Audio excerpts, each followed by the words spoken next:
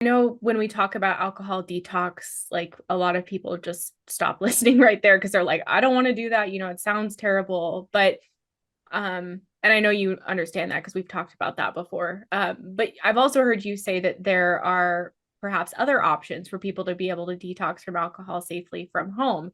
Is that correct? Well, there's several options to detoxify. So when people think of detoxification, many times people's brain immediately goes to having to be admitted into a hospital setting and having a significant hospital stay to get detoxified.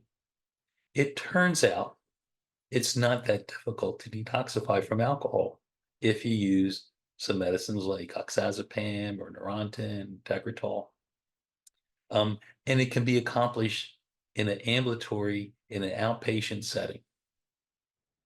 And so one of the things I discovered way back when we first started using Naltrexone was that we could do outpatient detoxification, and it would take about 3 or 4 days, and then people were ready to go on to the Naltrexone.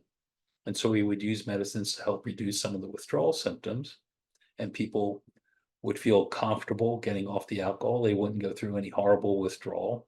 They'd have less of a desire to need the alcohol to take away withdrawal.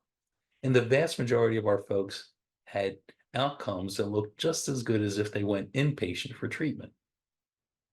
We actually published a paper in the New England Journal of Medicine that showed that.